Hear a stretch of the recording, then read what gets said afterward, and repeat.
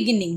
Long, long ago, on the banks of the holy river Ganga, was the great city of Patliputra, the capital of a powerful kingdom. It was ruled by King Sudarshana.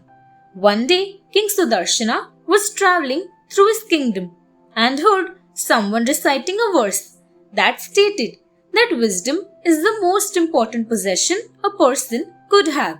It is better than all the wealth and property in the kingdom.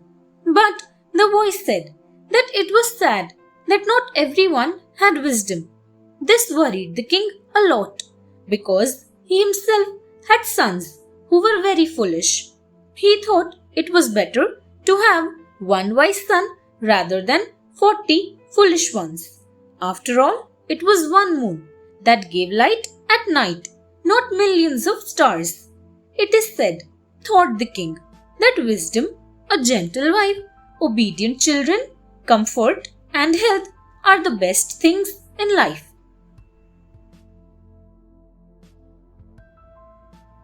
The king's solution. The king continued to think deeply. Is everything based on fate only, or can we make some effort to change ourselves? And what happens to us? He wondered. I think we must make efforts to achieve something we wish for. After all, even a lion cannot get its food by simply waiting in its den. It must go out and hunt for its prey. Then it is fate whether it finds a deer or a rabbit. So fate and effort must go together, he decided. So the king called all the wise and learned men in his kingdom and asked them how they could teach his sons wisdom. Among them was Vishnu Sharma, who was considered as wise as Brihaspati, the teacher of the gods. He offered to teach the princes wisdom and policy. The king was very grateful as he gave his sons into the care of the learned sage.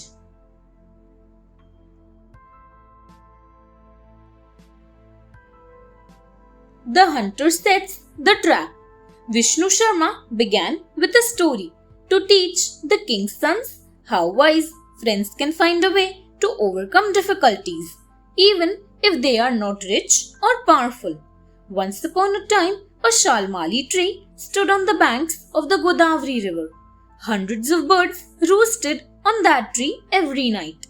A hunter had seen this and came there very early in the morning to catch birds. There was a crow, Wise-Eye, who was very observant, who saw the hunter stealthily come there. The crow saw him scatter rice grains and seeds on the ground to tempt the birds, arrange a net, and then hide in the bushes nearby. The crow decided to find out whether the birds were alert and wise or not. So he sat down till he saw a flight of pigeons overhead.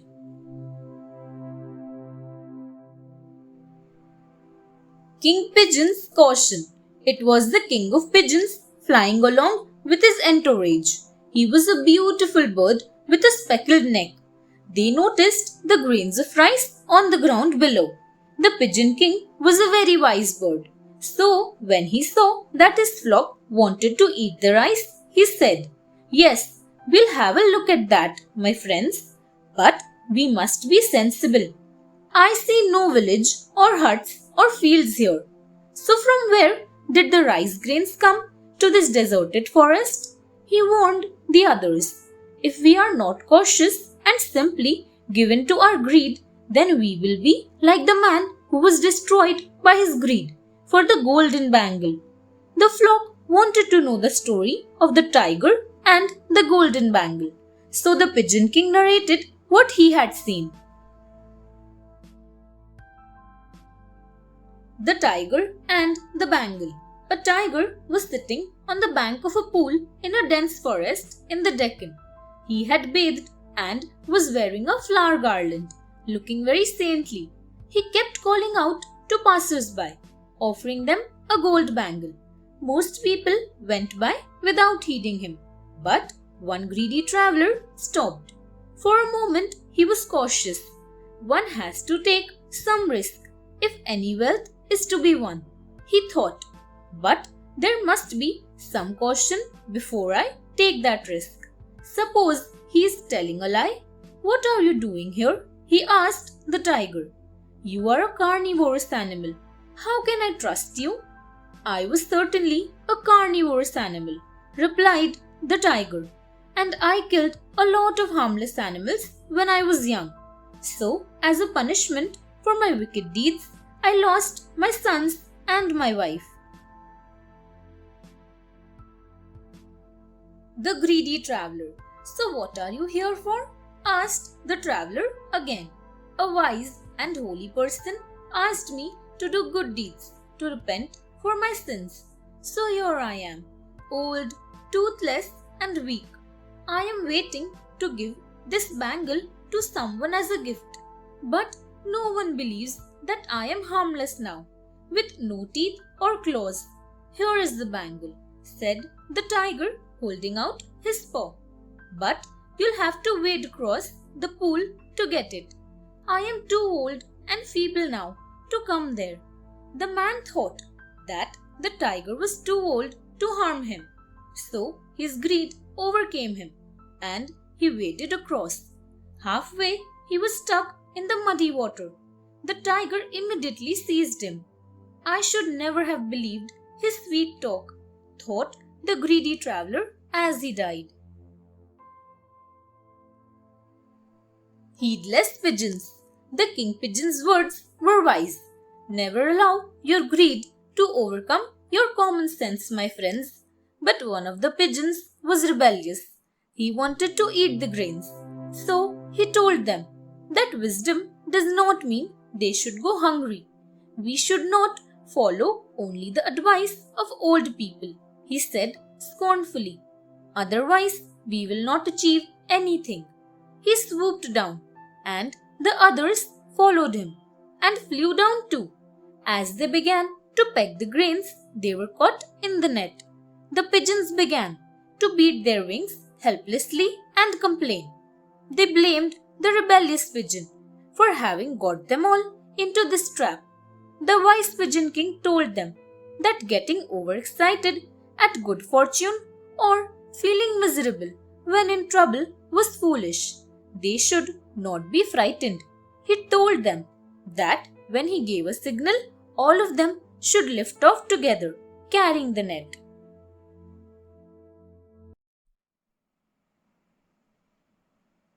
King Pigeon's plan. Don't blame him, said the Pigeon King. If you have a friend, then sticking to him, even in a calamity, will cause you to fall into the disaster too. We must find a way out of this trouble now. When small things combine, they can have great strength. He thought for a while. Then he told them what they should do. He would give them a signal, and immediately they must spread their wings and take flight, carrying the net along with them. He saw the hunter approaching them to catch all of them, and the Pigeon King gave a quick signal. As soon as they heard him, the pigeons took off, carrying the net along too. The hunter ran after them for a while, but he lost the birds and his net too. The Mouse King rescues the pigeons. Where should we go, O king? Asked the pigeons. To a forest near the Gandaki river, said the king. There I have a friend, Nibbles the Mouse King, who will cut through this net. The pigeons came down outside the house of the Mouse King. When the Pigeon King called out to him, the king of the mice came running out. Seeing the plight of his old friend, he started to nibble through the net. Free my friends first, please, and then help me, said the Pigeon King. Nibbles was impressed with the concern of the Pigeon King for his subjects. He and his army of mice immediately worked through the net and set the flock free.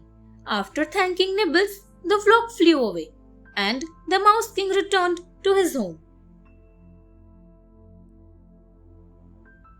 Wise Eye wants a friend. Wise Eye the crow had followed the pigeons from the old tree and saw this whole episode. He was very impressed, seeing the way the Mouse King had helped the pigeons. Mouse King, he called, "Will you be my friend too, please?" "And who are you?" asked the cautious Mouse King. "I am Wise Eye, the crow," he said. "I saw your wisdom when you helped the pigeons, and I would like to be friends with you." Nibbles laughed. "We are natural enemies.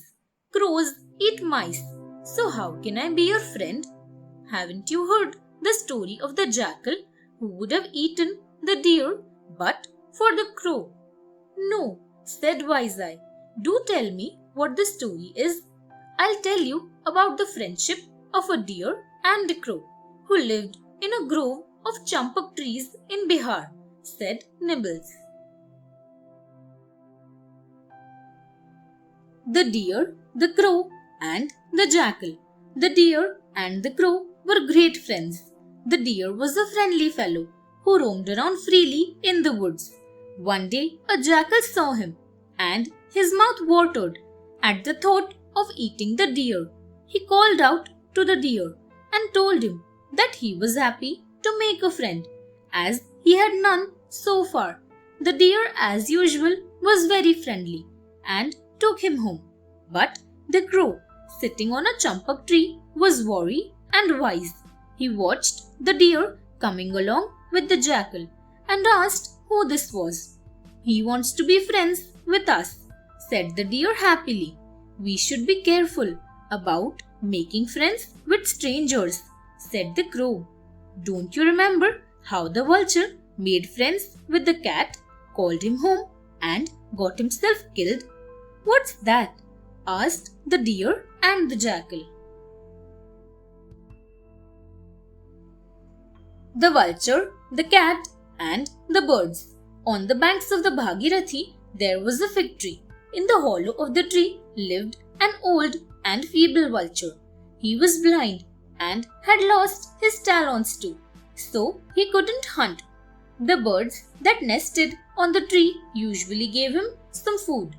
One day, when the birds had gone to search for food, a cunning cat that had been watching them came to the vulture. "Sir, I am a cat living on the banks of this holy river," said the cat. The vulture threatened him and asked him to go away because he was afraid the cat would attack the helpless nestlings. But the clever cat said, "I have given up eating all meat and bathe and worship every day. I have come to you to learn law, as you are so wise." The old vulture refused. The cat, however, was very persuasive. Persuading the vulture. "How can you be so unfair?" asked the cat. "You are deciding that I am unfit merely because I happen to be a cat? You must know a person's qualities. I guard the little nestlings here on this tree," said the vulture. "You are a cat and a natural enemy of these birds. If you come near, I will kill you. Sir, living here on the banks of this holy river, I have become a brahmachari. I do not eat meat. I have heard these birds praise you so much, so I wish to learn the scriptures and religious law from you. Besides, everyone says that guests must be treated with proper hospitality," said the cat. Finally, the persuasive cat managed to convince the poor vulture that it was reformed, so he permitted the cat to visit him.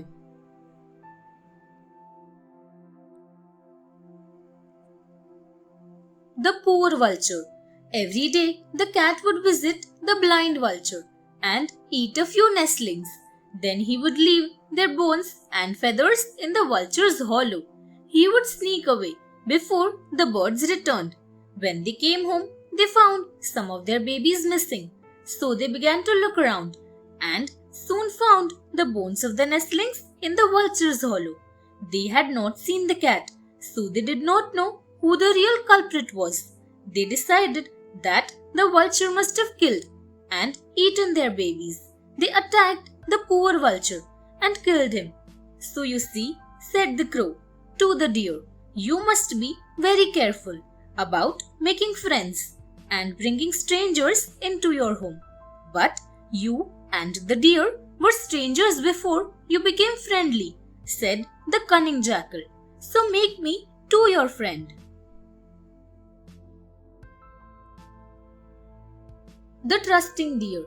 The deer agreed with the jackal and accepted him as a friend, trusting him. Then they would go out together. But the crow watched anxiously. One day, the jackal told the deer that there was a field of delicious green corn at the far end of the woods. The deer happily went with him, not knowing that the farmer was a very alert man. He had set traps for animals in his field. The jackal knew about this. Once the farmer has killed the deer, he thought, I'll also get to eat some delicious meat. The deer went to eat the corn and was trapped in the net immediately. He called out for help, but the jackal said he could not cut the cords. The crow had meanwhile come searching for the deer. How are you stuck in this net? He asked. I should have listened to you, said the deer sadly. A good friend. The crow was sensible and a good friend too. He quickly understood what must have happened. The wicked jackal must be waiting somewhere to eat his share. He knew, but he also knew that he must save his friend somehow. The crow saw the farmer coming towards the deer with a stout stick. He said, Now, my friend, you act as if you were dead. It will be nearby watching you. When I call loudly, get up and run. The deer followed his friend's advice. The farmer came up to the deer and, thinking the deer was dead, he removed the trap. Immediately, the crow began to call loudly. The deer got up straight away and ran for his life. The angry farmer threw the stick at the deer, but it hit the jackal and killed him instead of the deer.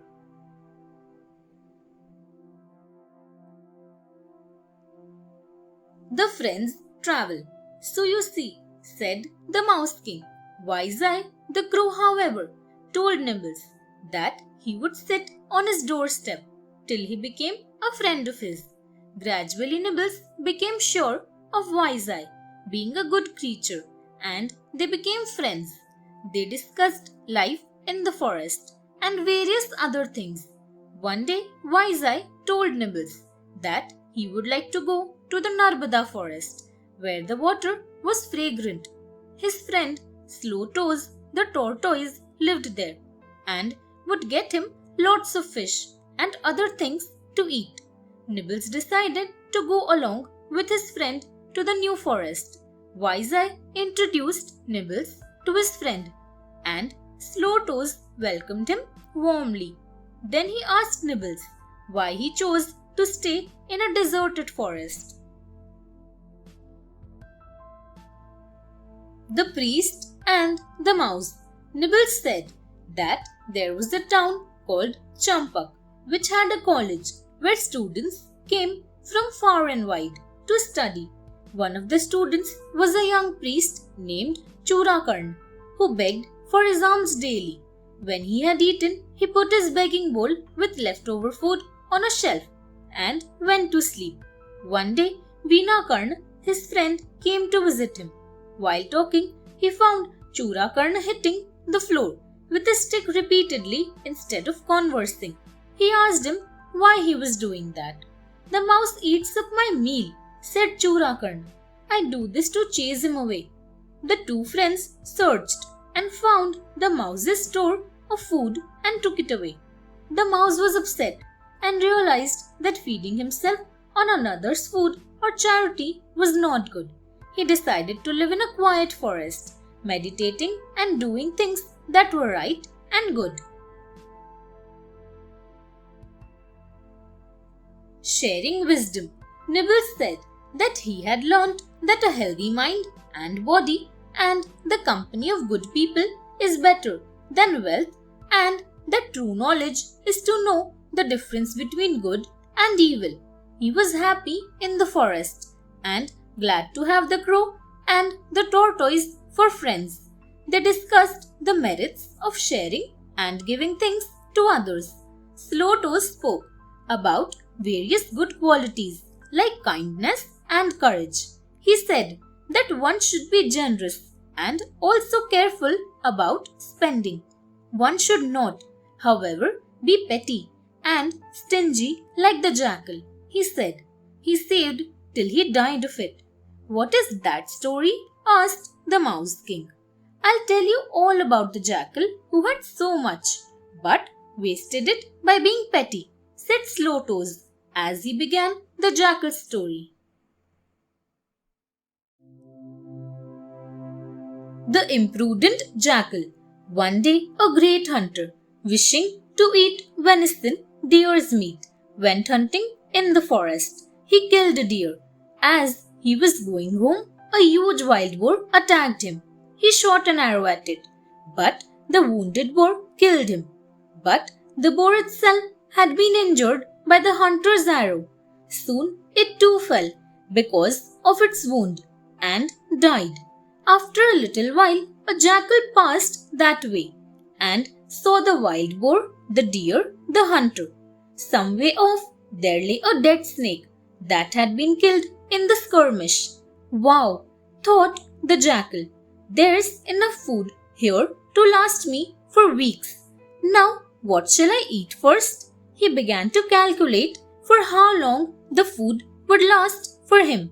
Just then, he saw the hunter's bow with a big chunk of meat stuck on the bow horn. The Greedy Jackal. The moment he saw the scrap of meat on the bow, the jackal wanted to eat that too. Why should he let even that little bit of meat go? In spite of having plenty of food available, the jackal was so mean and greedy that he did not wish even that small scrap of meat to remain there without eating it. He felt it would be a pity not to grab that too. I'll have a little snack first, he thought, and he seized the meat on the bow. Unfortunately, as he pulled at it, the bowstring broke loose and lashed at him like a whip and killed him immediately. Trying to get even the scrap of meat, he lost his own life, while a huge and delicious feast was there, right in front of him.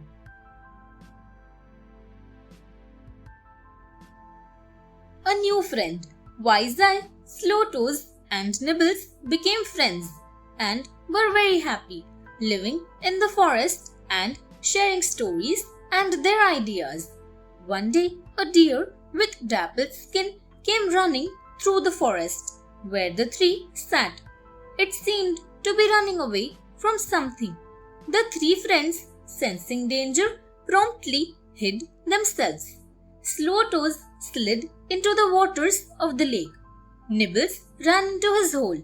Wise Eye flew into the branches of a tree. Wise Eye looked around from the treetop and found there was nothing to be afraid of. So he came down and called out to the others. Slow Toes came out of the water and Nibbles peeped out of his hole. They looked at the deer and welcomed him. His name was Dapple. Dapple joined the three friends and soon became comfortable, eating the lush green grass and curling up under the banyan tree. They asked him why he had been running.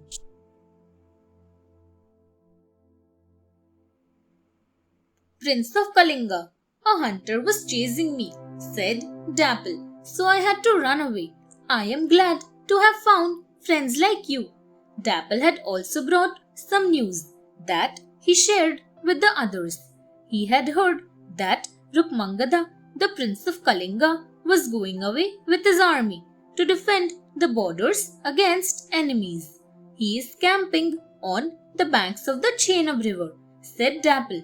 The hunters say he will be coming towards this lake tomorrow on his way. This caused all of them a lot of worry and anxiety. If the army came this way, they were all in danger. The hunters would come too, to fetch food for the army. Everyone thought that it would be wiser to move away from there, as the place would be unsafe for them. But the wise Nibbles thought that Slow Toes couldn't move fast on land.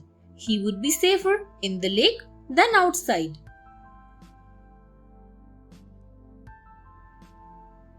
Discussion among friends. Staying hidden in the lake may be wiser and easier for Slow Toes, suggested Nibbles. Why do you say that, Nibbles? Asked his friends. Isn't it better for him to also come away with us to another part of the forest? Slow Toes cannot move fast on land, my friends, observed Nibbles. Trying to go across land, Slow Toes is likely to suffer more, like the merchant's son. What is this about the merchant's son, Nibbles? Asked the others. It is the story of a merchant's son whose efforts were enormous but were wasted. You see that the results should match the amount of hard work one puts in, shouldn't they? But in his case, they did not produce results that should have come after so much effort, said Nibbles. The others immediately wanted to hear it, so he told them the story.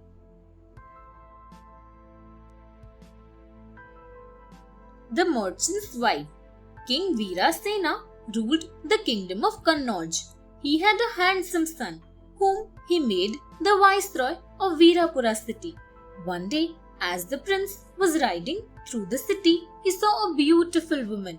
She was Lavanyavati, the wife of a merchant's son. He fell in love with her, and on getting back to his palace, he sent a very lovelorn letter to her through one of the palace maids. Lavanyavati also had fallen in love with the handsome prince, but she refused to accept the letter and returned it, saying that she was a faithful wife and would only do what her husband wished. The messenger told the prince. He wondered as to how to solve this problem. The messenger suggested that perhaps a trick would obtain what they could not get by force. That's how the jackal killed the elephant, said the sly messenger. The prince wanted to know about that. The Jackal and the Elephant. Once upon a time, an elephant lived in a forest. There were also many jackals, and they looked greedily at the elephant. What a feast we would have if we could kill this elephant, whispered the jackals to one another.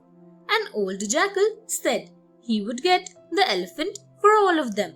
The old jackal went and bowed low before the elephant, saying, "Sir, I am from a tribe of jackals that live in this forest. We need a king, and seeing your imposing and majestic self, we feel you are the right choice as our king. Please come and be the king of our tribe." The elephant was flattered and went with the jackal. On the way, he fell into a deep trough that the jackals had covered up. He cried for help, but realized that the jackal had tricked him so that his pack might attack and kill him.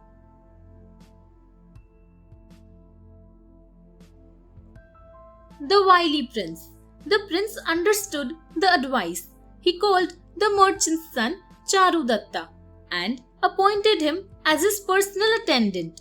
One day he told Charudatta that he had to offer worship every evening for pleasing a goddess, for which he needed a lady of good family and birth to help him with the rituals. Accordingly, Charudatta brought a lady of a good family for the worship. The prince performed the rituals, and then he gave costly gifts of jewels, perfumes, and silk. Charudatta saw this and longed for the gifts too. Therefore, the next evening he took Lavanyavati, his wife, to the prince. Charudatta had to watch the prince behave lovingly to Lavanyavati, and there was nothing he could do. Nibbles completed his story, saying that all the plans of Charudatta were wasted after all. But Slow Toes had taken off without hearing the end of the story. Tortoise in trouble. Slow Toes was going along slowly to the new place when a hunter saw him. He quickly picked the tortoise up and strung him upon a stick. The hunter had found a good dinner and walked towards his home. By then, Nibbles, Wise-Eye and Dapple had rushed in search of Slow Toes and saw him being carried away by the hunter. They were aghast. "We must make some attempt to save Slow Toes," they decided. Nibbles suggested a plan. Dapple would lie down in the hunter's path, acting dead. Wise-Eye would sit on him, pretending to peck his eyes out. The plan was carried out immediately. The hunter saw the deer lying in his path and thought he was dead. "Wow," he thought, "I am having a wonderful day today. First, I caught this tortoise, and now I have found this deer. I am going to feast and get rich too."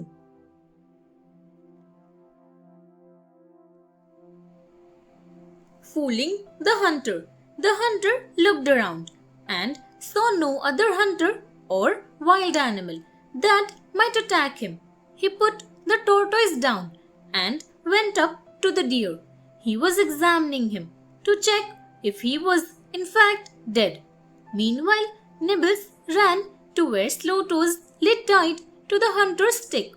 He bit through the bonds and released Slow Toes, who ran as fast as he could and hid in the bushes nearby. When Dapple saw that Slow Toes was safe, he jumped up and took off into the forest. The hunter was taken aback to see that the deer was not dead at all. He gave a shout and chased him, but was no match for the deer. He returned to find that the tortoise too had vanished. He had lost both the tortoise and the deer. The four friends went off happily to their new home.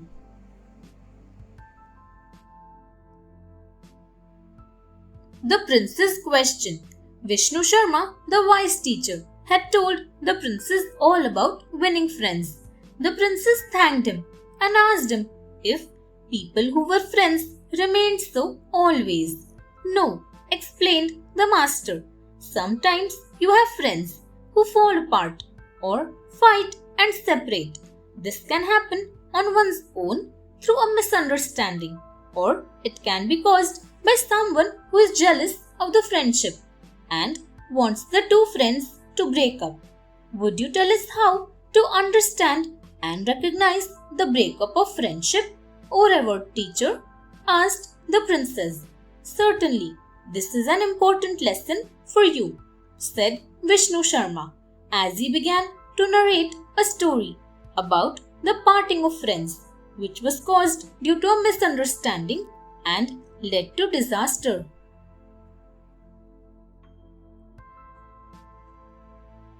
Poor Hefty.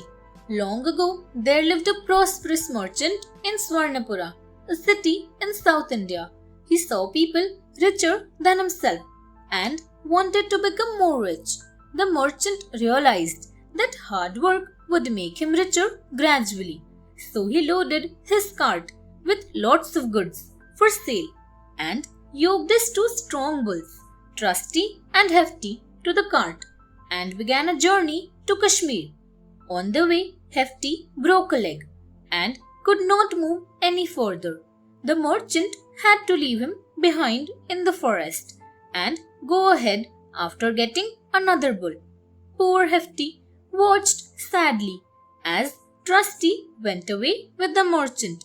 He began to eat the leaves and grass in the forest, and soon his leg got better and he became fat. Often he would bellow loudly. The lion, who was the king of the forest, was drinking water at the stream when he heard the bellow.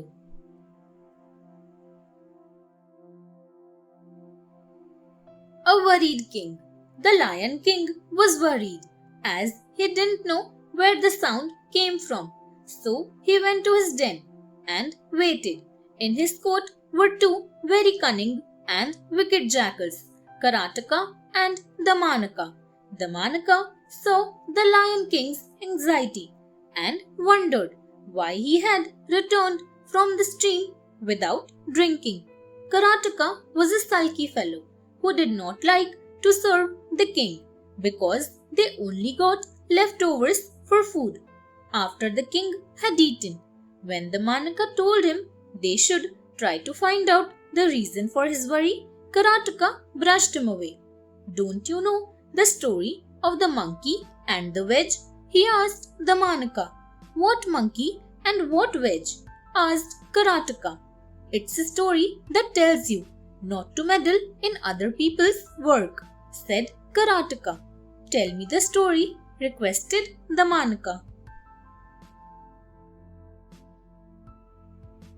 The Inquisitive Monkey. Once upon a time, in a town in South Bihar, a man found a clearing on the banks of the Dharma river and decided to get a temple constructed on it. He gave the task to a man named Shubhadatta. In the afternoon, all the workers of Shubhadatta stopped work to eat their lunch. One day, a carpenter was cutting a log of wood when it was time to break off for lunch. Since he had begun to split it, he put a wedge in the cut and went off for lunch.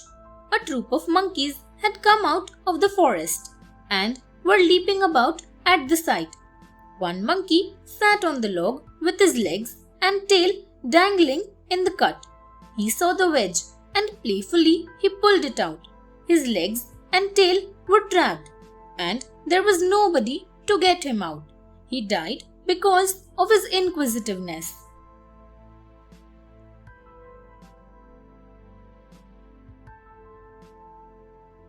An argument. Karataka said, "So it is better not to interfere, Damanaka.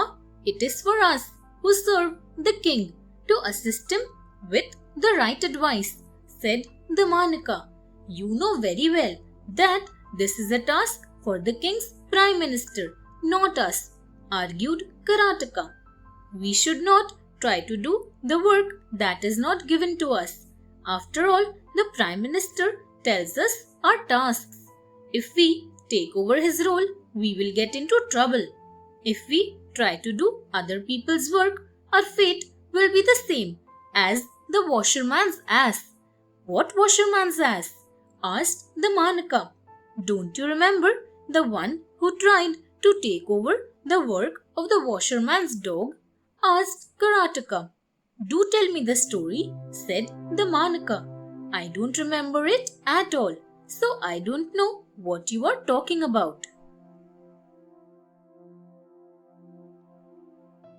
The washerman's ass. In Banaras, there lived a washerman who had an ass and a dog. The ass was always complaining because he was kept tied to a post, whereas the dog was free to walk around wherever he pleased. One night, when the washerman was fast asleep, a thief crept into the house. The ass was very concerned because the dog didn't bark. So he prodded the dog to bark. "You leave me alone," said the dog. "The master doesn't feed me properly. If something gets stolen, he'll realize the value of having a dog to guard his house." "You selfish fellow," said the ass. "You are being disloyal. I will wake him up." And the ass began to bray loudly. His master woke up in a rage. The thief ran, so the washerman did not see him. He picked a cudgel up and beat the poor ass to death.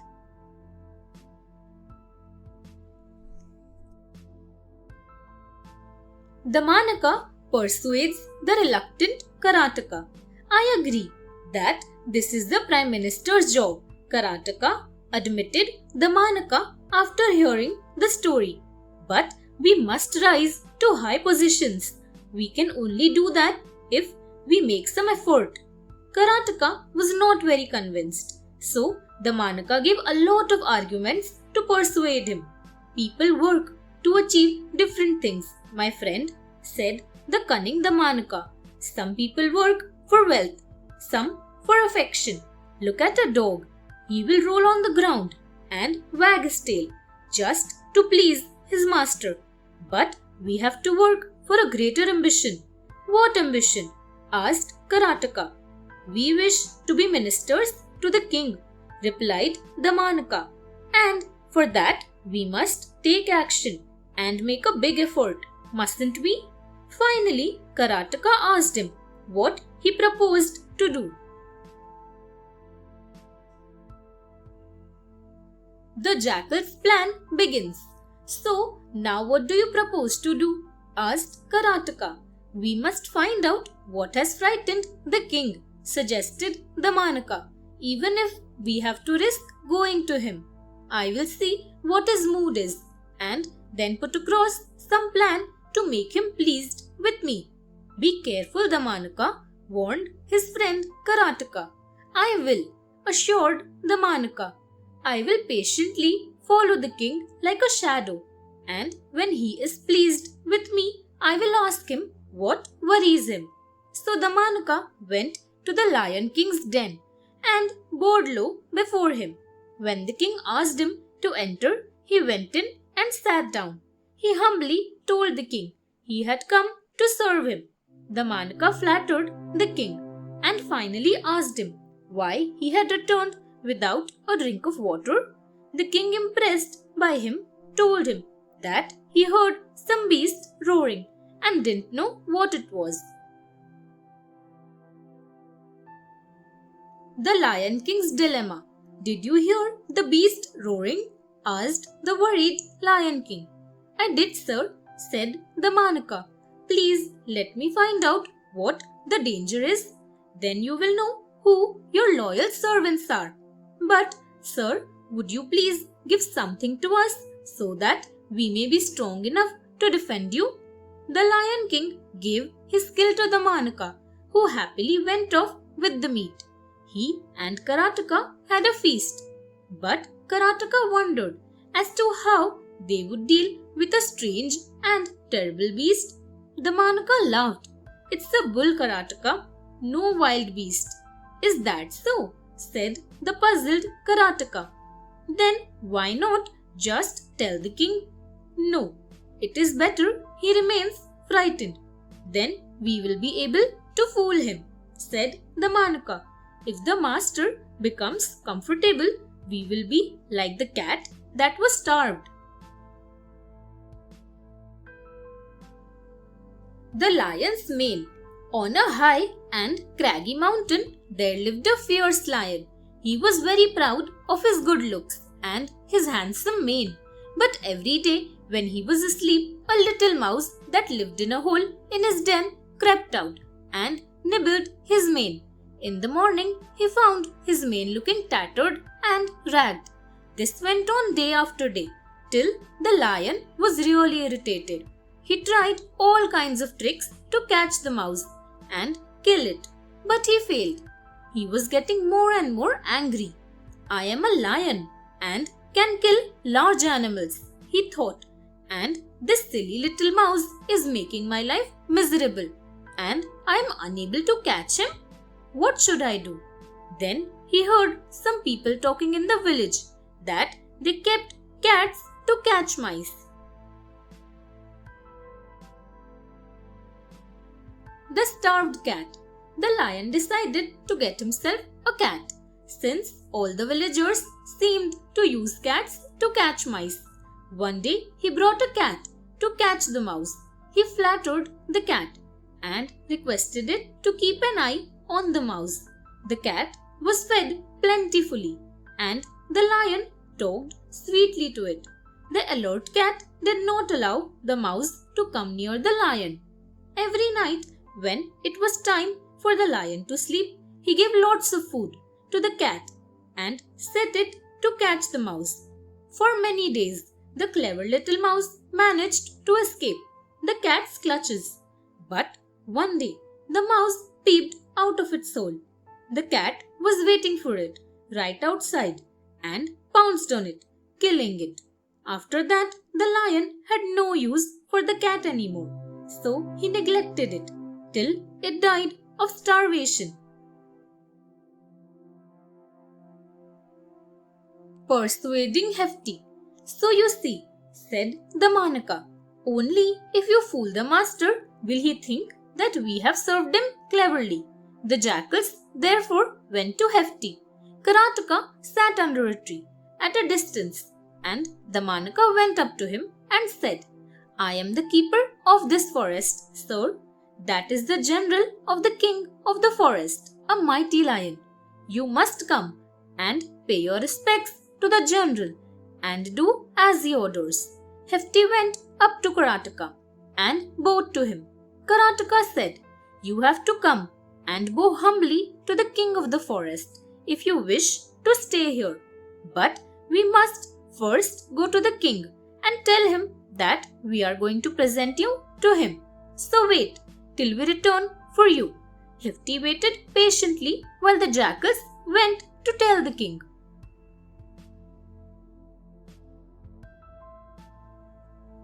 Persuading the king. The Manaka was not going to tell the king straight away that it was only a bull bellowing in the forest. He planned first to create a mystery so that when he finally led Hefty to him, the king might feel very grateful to the jackals for having found out the truth. He told the king that he would first check the source of the sound that had frightened him to ensure that the king was not fooled. A few days later, he told the king, Sir, a bull had been left in the forest when he broke his leg. It was his bellow your majesty heard. He wishes to pay his respects to you. So I came to ask your permission. You see, sir, it is wise to know the truth, or we will be fooled imagining a bell to be a demon. How can a bell be a demon? Asked the lion.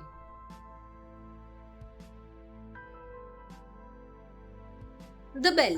A thief once came into the city of Brahmapura and stole a bell. He was running away into the surrounding Sri Parvata hills when he was killed by a tiger. The bell lay in the forest on the mountainside. Some days later, a troop of monkeys found the bell.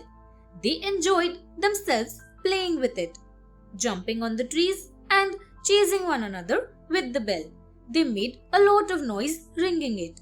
The sound echoed all around and was heard by the people in Brahmapura as well. They wondered what the noise was and soon began to create stories about it. The people believed that a terrible demon lived in the hills.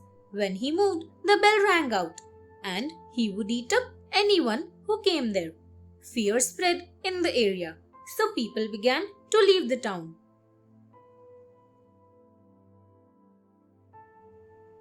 Killing the demon. A woman named Karala lived in the town. She was clever and did not accept things blindly. She always wished to know the truth, and only then she believed something. So she went to the king and offered to find out the truth if she was rewarded suitably. The king ordered that she would be given some gold. Taking the reward, Karala set off for the mountains. On the way, she bought a lot of fruits. On the mountainside, she scattered the fruits all over the forest floor and hid herself behind a tree to wait for the demon. Soon the monkeys came. They hung up the bell on a tree and grabbed the fruits. Karala waited till they were fully involved in eating and quietly took the bell. She ran down the mountainside with the bell to the king and told him all about the demon.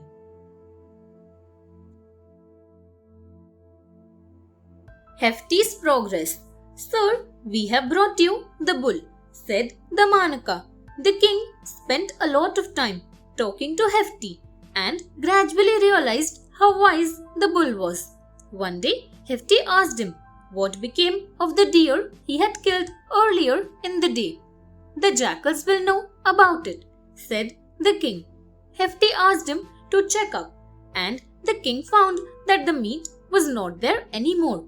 How could they have eaten so much meat? He wondered aloud.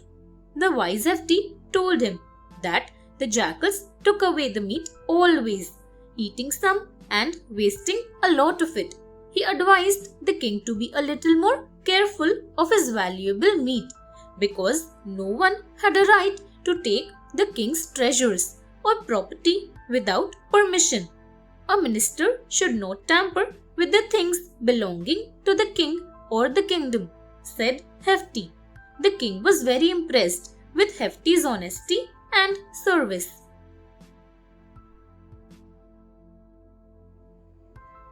The king's brother visits. One day, the king's brother came to visit. The king asked for a feast for Brother Lion. Once again, the king found that a deer that had been available had been eaten by the jackals. Brother Lion advised the king to place the stores in the charge of Hefty rather than the jackals. Hefty did not eat meat, so he would keep the food stores safe for the king. The king found this advice appropriate, and so he placed Hefty in charge of the stores. The jackal could not eat so freely as they did earlier. It is our own fault, mourned the Manaka, that we have lost the freedom to eat lavishly of the lion's food. It is like the man who lost a fabulous bride, or the woman who got her nose cut off, trying to help another. What are those stories? Asked Karataka.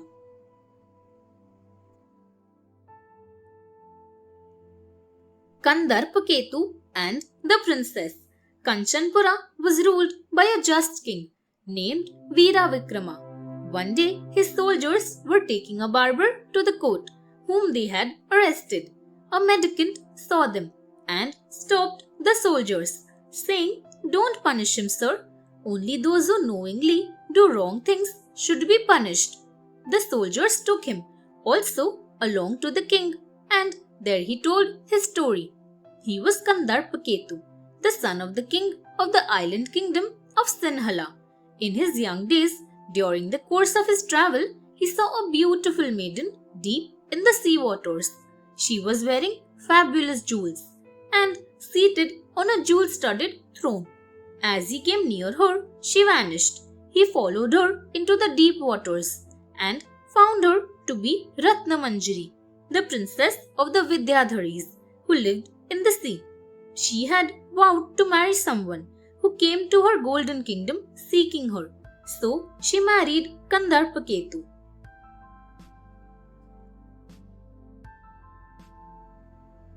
Kandarpaketu's curiosity. They had been very happy together for a long time. Ratnamanjari had a painting in her chamber of a Vidyadhari female named Suvarnarekha. When she married Kandarpaketu, she warned him never to touch that picture. In the beginning, he followed her instruction, but gradually his curiosity to find out what would happen if he touched the painting increased. Why Ratnamanjari had asked him not to touch it, he continued to wonder. One day he was unable to stop his curiosity anymore. He went up to the painting and, making sure that no one was around, he reached out to touch it. As his hand touched the picture, he found himself kicked out of the golden kingdom of Ratnamanjari.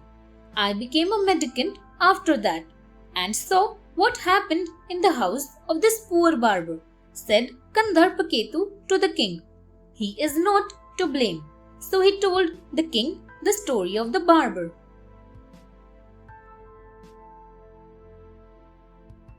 The barber and his wife. One day, Kandarpaketu stayed in a cowherd's house.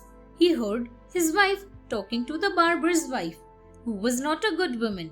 The cowherd had told his wife to keep away from the barber's wife. So when he heard her talking to the barber's wife, he was very angry. He scolded his wife and tied her to a pillar in the cowshed. At night, the barber's wife quietly came there and set the cowherd's wife free to go to her lover. It was dark in the cowshed, so in her place she got herself tied to the pillar. the cowherd would only see a female tied in the shed and wouldn't know that his wife had gone out. The cowherd heard them whispering, and thinking that his wife was being disobedient again, he went into the dark cowshed and cut off her nose.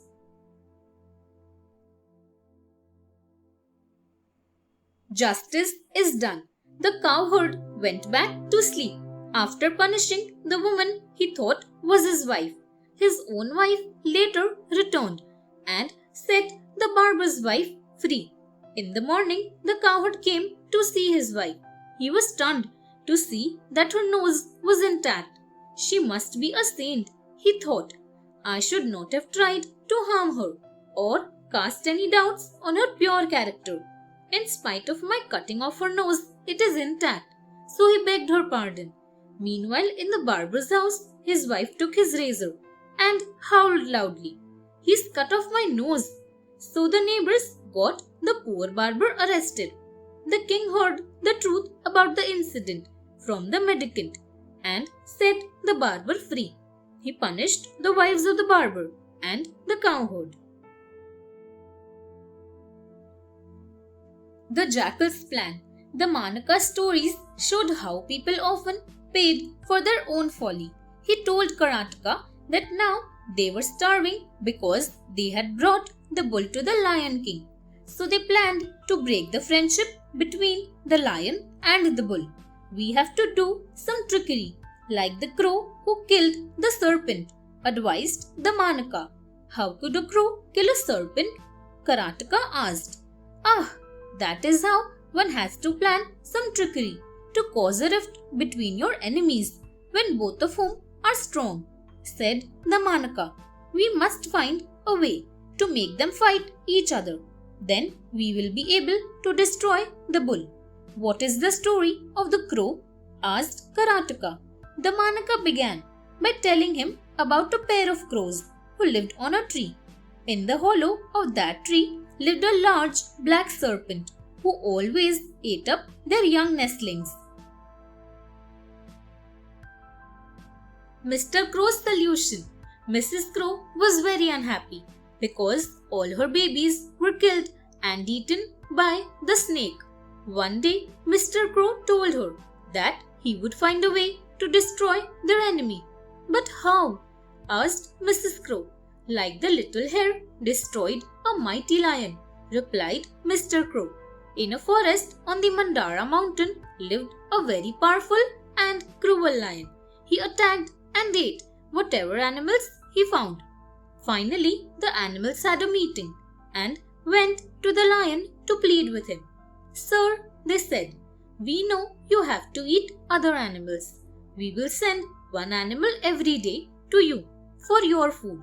So please stop attacking us all over the forest. The lion agreed, and every day an animal went to him and was eaten up. One day it was the turn of a little hare to be the lion's meal. This was a very clever old hare.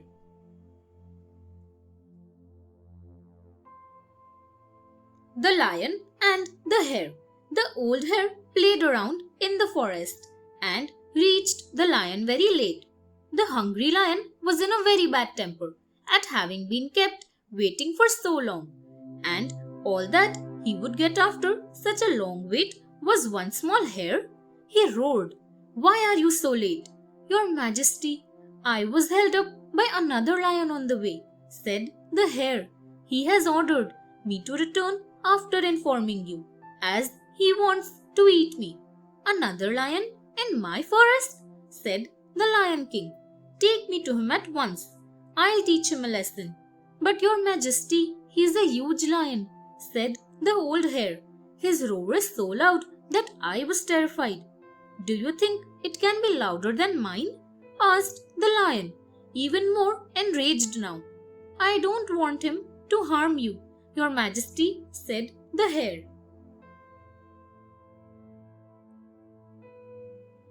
The old hare's trick.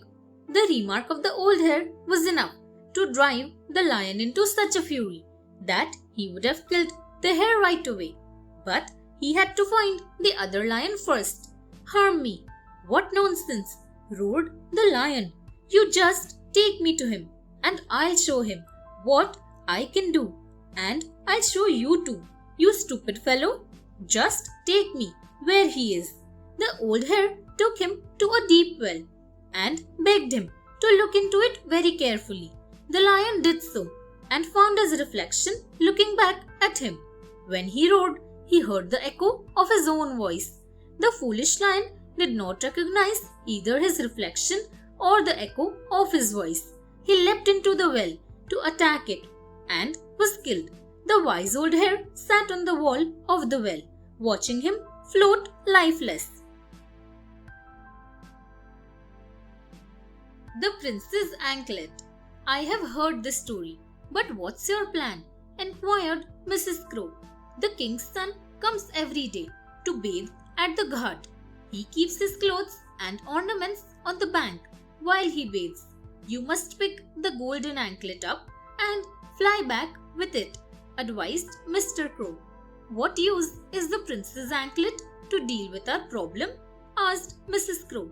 You drop the anklet into the serpent's hollow. The prince's attendants will follow you and see the serpent near the anklet. They will kill it, said Mr. Crow. Everything happened exactly as Mr. Crow had planned. The soldiers came running, following the anklet carried by the crow. Seeing the snake in the hollow, they promptly killed it. The Manaka narrated the story to show Karataka that they could destroy the bull by trickery. Karataka agreed to help with the Manaka's plan. Wily the Manaka. The Manaka went and bowed low to the Lion King. He spoke very sweetly to him and said he had come to give him some news, but he was afraid to speak. It is something that will cause you much pain, but you must know about it, said the Manaka, posing as a humble servant. The king asked him to speak. The Manaka said that the bull had been given such a high post by the Lion King and was so trusted. But Hefty has spoken against the king and his powers, Your Majesty, said the cunning the Manaka. He is your enemy, sir. The king was deeply attached to Hefty and could not believe what the Manaka told him. But the jackal was very persuasive. The king said that they must give Hefty a chance to explain. But the Manaka warned him not to let out the secret, or it would be like the Titibha birds and the sea. Titibha birds and the sea. A couple of Titibha birds arrived on the shore of an ocean. The wife was not happy to build her nest there. At high tide, the sea will sweep away our eggs, she told her husband. The husband, however, insisted that it would be safe. So they built their nest and the wife laid her eggs in it. But the god of the sea had heard them. As she had foreseen, the high tide flooded the shore and the eggs were washed away by the sea. The wife mourned and wailed. Finally, they prayed to Garuda, the mighty king of birds, who served Lord Vishnu, preserver of the world. Garuda listened to Lord Vishnu's advice and he gave him a message to carry to the sea god. Garuda flew to give him the message. The sea god had to obey Lord Vishnu, so he returned the eggs to the Titibha birds. The Manaka misguides Hefty. We should know who the friends are. Can they stand behind the enemy? Advised the Manaka. If Hefty were to come to you with his head lowered as if to gore you, then you would know he is your enemy, wouldn't you? Said the Manaka.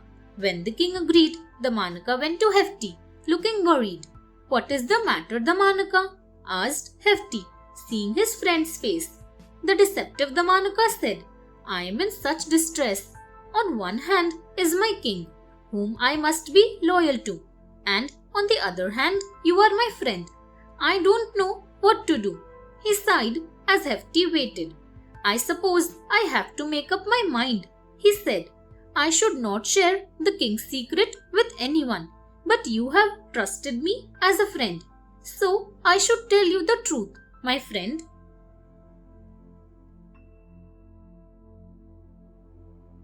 Evil the Manaka.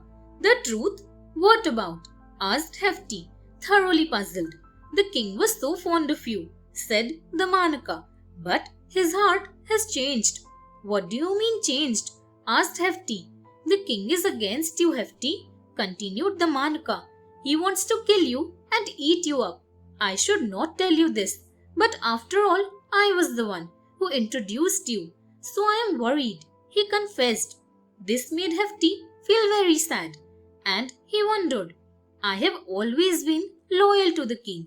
Why should he have turned against me so suddenly? There is no way to satisfy someone who hates you without any reason, commented the tricky Damanaka. If there was a reason, we could do something about it. But kings are strange. They will forget all the good you have done and get against you for a very small thing. The Manaka wins. I wonder who has been telling the king bad things about me and caused him to be angry, Hefty talking to himself, quite unaware that he was speaking to the wily jackal who had caused the dispute. Then he said bravely, If I must die, then I'll go down fighting, said Hefty. Yes, that's how it should be, agreed the Manaka. If you find the Lion King looking fierce, flicking his tail and snarling at you when you enter, you too should be prepared to fight. Hefty went with the Manaka to the king's presence. He found the king looking grim, so he put his head down to charge. There was a fierce battle between the king and Hefty. In the combat that followed, Hefty was killed. The king lost his friend.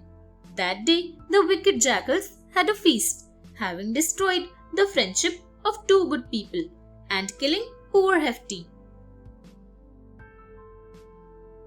The master begins a new lesson. When they had learned the wisdom of selecting the right friends, moving away from bad friends, and how to recognize deceitful friends, the princess asked Vishnu Sharma to teach them about war. The revered old teacher said he would tell them about war through the story of the swans and the peacocks. The swans and the peacocks were great friends and lived together in harmony. But this was disturbed when the swans became friendly with the crows. How did that happen, O revered master? Asked the princess. So the master began the story. The birds on Karpura Dvipa lived around a beautiful lake called Padmakeli with lovely colorful flowers in it and water birds all around it. Once they all got together and decided that they must elect a king. So they chose a beautiful swan known as Silver Plume as their king.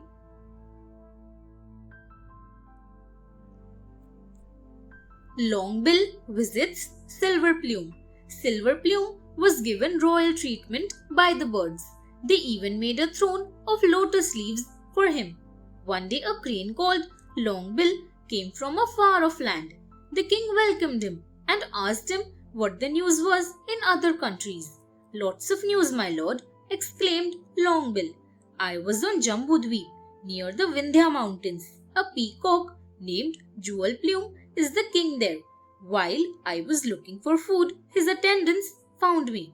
I introduced myself as one of your subordinates and praised you.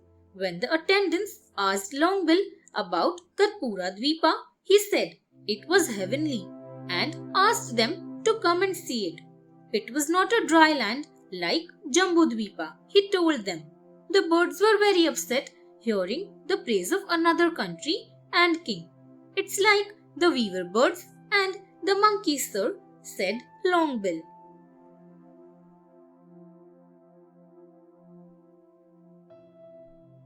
The weaver birds and the monkeys.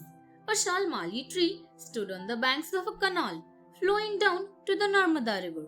In its hollows, weaver birds had nested, protected from the cold and rains. One day, a storm broke out. a troop of monkeys came to the tree looking for shelter from the downpour. The birds looked at the monkeys standing under the tree, wet and shivering in the cold. The birds were very proud that they were safe from the bad weather. They watched the monkeys making all kinds of efforts to keep warm. But they were so wet that there did not seem to be any way at all for them to get warm. The birds felt very superior looking at them because they were dry and warm. They whispered among themselves about the stupid monkeys. "You should have been wise like us and built nests," jeered the birds.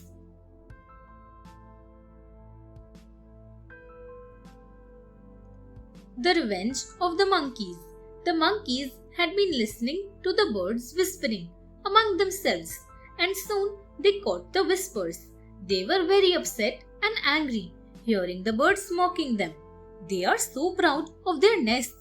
We'll show them," decided the vengeful monkeys. They waited for the rain to stop. Then they sat together and wondered how to punish the arrogant birds who had dared to laugh at them. One of the monkeys had seen that the birds nested on the tree under which they had taken shelter during the rain.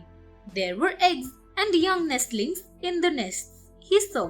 He told the others what he had seen, and the monkeys decided on a wicked vengeance on the birds. As soon as the rain stopped, they attacked the nests and destroyed all the birds' eggs and nestlings.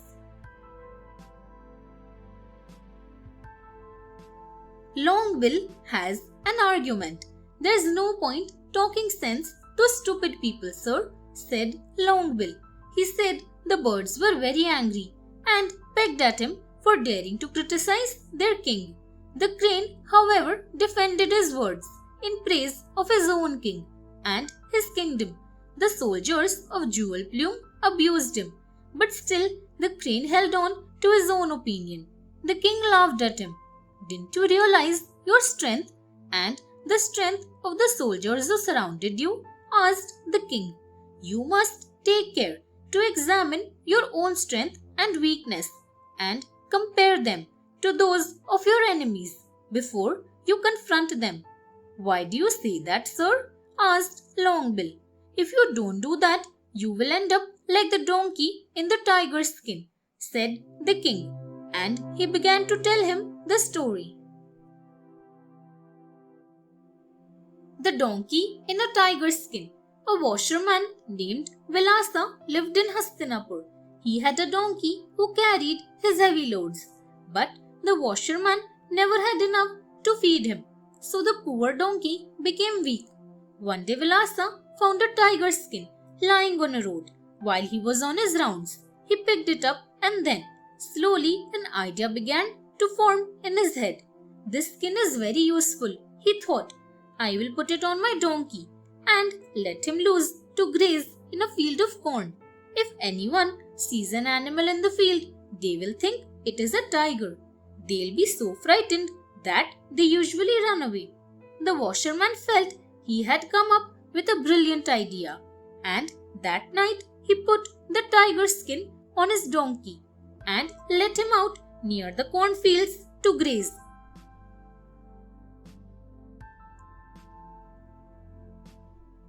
The poor donkey's fate. Soon the washerman's donkey began to look plump and healthy. He was not exhausted carrying his master's loads on his rounds. The farmer to whom the cornfields belonged was not very happy. He would find his corn had been grazed every day. He began to keep watch at night, holding a stout cudgel. Soon he found that a tiger crept into his field at night.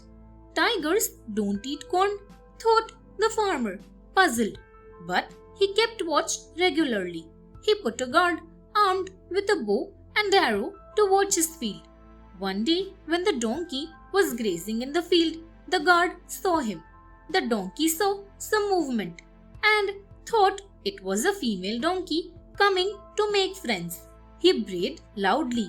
The guard was furious, finding that it was a donkey and not a tiger grazing in his cornfield.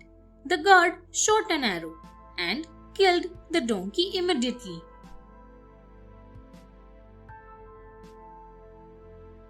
Longbill explains. Longbill heard the king's story but said, I told them, sir, that you will also become petty, like a petty master, if you serve him. They asked the crane, what do you mean? Haven't you ever looked into trick mirrors? In them, a fat man will appear thin, and a giant will look like a mouse, replied Longbill. Have you never heard the story of the elephant who was deceived by moonlight? The attendants asked him what the story was. So the crane told them the story of the elephant and the hare. It was a story in which even the might of King Elephant could not defeat the trickery of a wise old hare. He was deceived by a hare and some moonlight.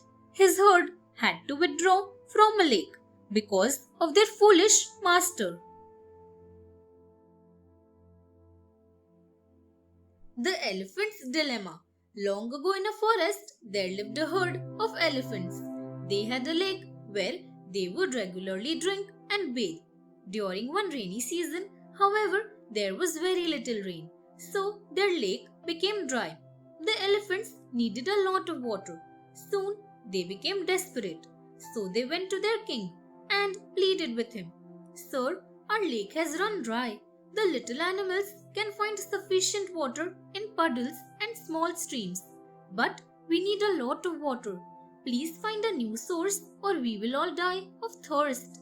King Elephant found another lake in the forest and led his herd to it. The elephants were delighted and rushed into it. They ignored the hares that lived on the banks. Many of the little hares were crushed under the massive feet of the elephants and died. The elephant and the hare. The hares were in panic. They called a meeting and wondered how to deal with the herd of elephants. Finally, an old hare said, You leave it to me. Let me think. I'll find some way to solve our problem. The hares were puzzled how the old one was going to find a solution, but they had faith in him, and so they left it to him. The old one sat and thought for a while. The elephant is a huge creature. I am only a tiny hare. He will listen only to someone bigger and more important than he. So I must appear bigger and be more important. Having decided this, the old hare climbed on top of a hill one night. He called out to King Elephant, Sir, I am a messenger from Lord Moon, he said. The elephant bowed to him and asked him what Lord Moon's message was. Lord Moon's messenger. Lord Moon is very angry, sir, said the old hare. You have entered his lake and killed the hares. They are the guardians of his lake. This worried King Elephant, who replied, It was done by mistake, sir. We are very sorry, but we only wanted to drink water and crushed the hares without intending to. What shall we do now? The old hare said, You must come to the lake. You will see Lord Moon trembling with rage. There you must apologize to him and then leave the lake forever. That night, the old hare led King Elephant to the lake. The reflection of the moon shivered on the ripples, and King Elephant believed that Lord Moon was trembling with rage. King Elephant apologized, and in a while he left the place with his herd. The hares were delighted. The trick had succeeded when strength could not.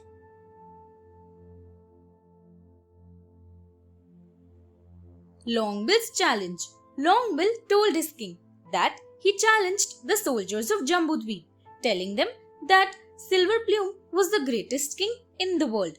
The angry soldiers took him to their king Jewel Plume and presented him as a wicked crane who was criticizing their country and king. Longbill said he was from Karpura Dweepa. A vulture sitting nearby asked him who the prime minister in that kingdom was. Chakravaka the goose, said Longbill.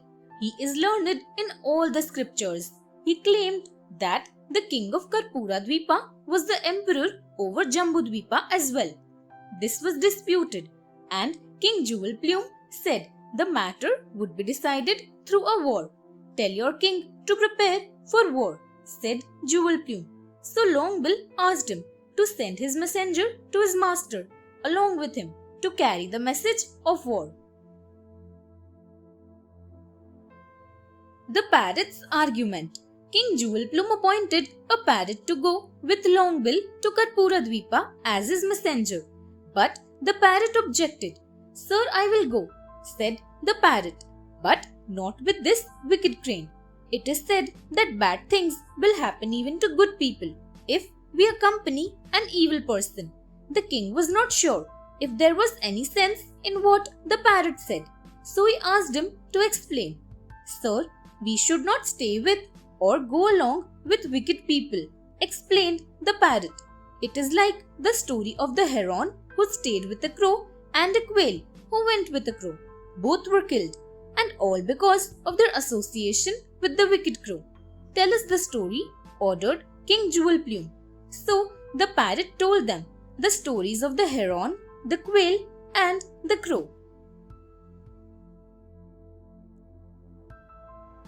The heron, the crow, and the traveler. Far away on the road to Ujjaini was a large tree on which a heron and a crow lived. One day a traveler carrying a bow and arrows sat down to rest under the tree on his way to the city. He put down his bow and arrows and was so tired that he soon fell asleep. The sun rose high and the day was hot. As it moved across the sky, its rays fell directly on the face of the sleeping traveler. The heron, who had been away for a while, returned and saw the traveler fast asleep under the tree where he lived. He felt very sorry for him, with the sun falling on his face.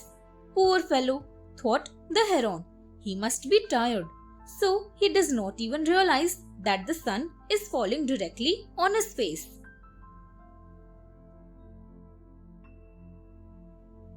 The jealous crow.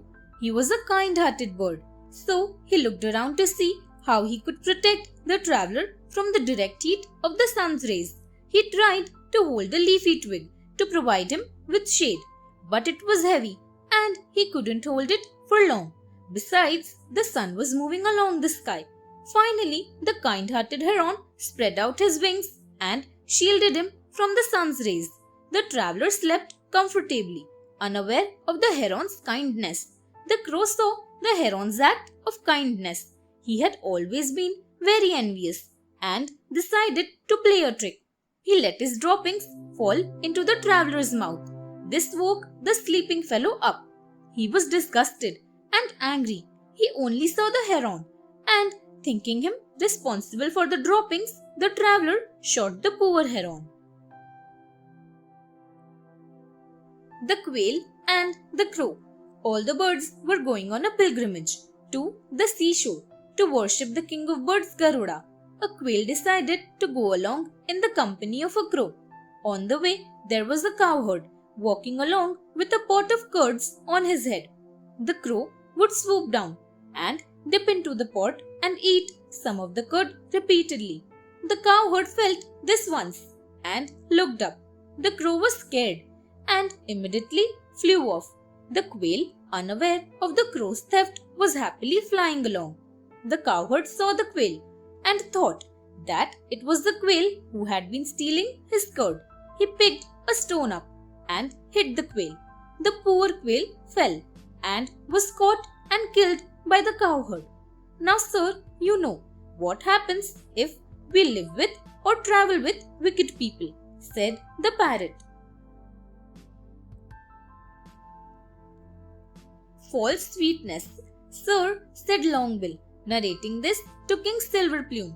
I tried to tell the parrot that I wasn't the wicked fellow, but he was not ready to trust me. The parrot said that people who are wicked often speak very sweetly, and then he told a story about a foolish man who trusted his wife's sweet words so much that he agreed to carry her and her lover too on his head. Longbill asked him what the story was, there was a town named Yavanashri, said the parrot, where a carriage maker lived with his wife. He was called Mandamati, the duffer. His wife was a woman of bad character, but Mandamati was not ready to believe anything bad about her because he had never himself seen her go with her lover. So he believed that she was a very good woman.